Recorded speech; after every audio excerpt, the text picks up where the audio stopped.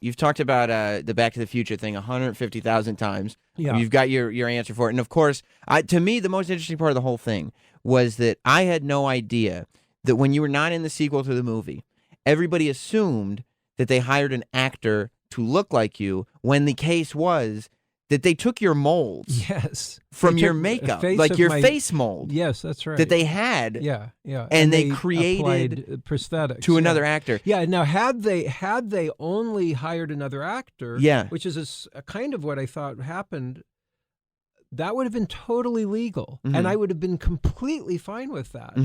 That they did it with a different actor and the actress in the film. There was the girlfriend. Right. The girlfriend was played by a different actress, and they just hired it. I think they put a wig on her, maybe, but they didn't put prosthetics on this person. My question is, though, did it bug you out to find out that this film you had done, that they would do something like save your prosthetic of your face? Like, I wouldn't think they didn't. Well, they didn't save a prosthetic. They had the mold. But I wouldn't think that they would even save the. Like, I wouldn't think about that when they took a mold of my face. They will have this forever. It's relatively normal. You go to makeup houses, and I mean, very good makeup houses. I've worked with a very good makeup artist, Matthew Mungle, who I think he won the Academy Award for Schindler's List. And I actually used something. He's a great guy, and he made something that I used in my film that I'm making now with my father.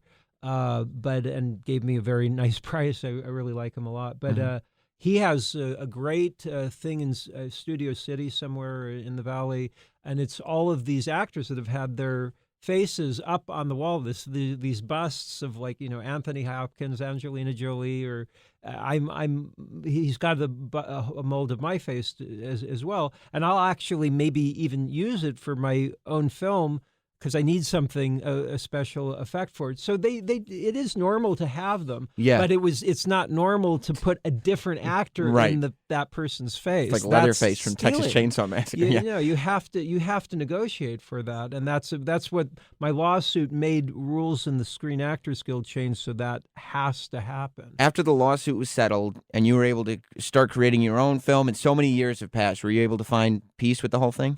No. Or it still bugs you? What's particularly aggravating about it now is that there's this producer, Bob Gale, co-writer, who's made up new lies on these Blu-rays. So he's got this base of millions of people that watch these movies listening to this. He said that the reason I'm not in the film is because I asked for the same money that Michael J. Fox was getting for the second movie. That is as false as the prosthetics that were put onto this other actor's face to make them up to look like me. And it's the exact same kind of spiteful, mean-spirited creativity. He is a creative person. He wrote the screenplay. I mean, and there are positive aspects about it, but there's negative aspects. And because I had confronted some of those negative aspects, I mean, it's more complex than that, but that ended up turning into this spite that's lasted for 30 years that now I've got to still deal with this guy lying about me. You rubbed him the wrong way on the set. Well, the funny thing is I didn't have the conversation with him. It was with Robert Zemeckis. I worked with Robert Zemeckis again on Beowulf, which I had a really good experience with. And what's interesting about it is that screenplay was written by Roger Avery and Neil Gaiman, who are great writers and also understand Hero's Journey story structure very well, and as does Robert Zemeckis. And the moral for that is a great moral. I love what it's about, which is that lies are bad. And it's interesting that it has to do with lies, because that's exactly what I've experienced with this Bob Gale guy.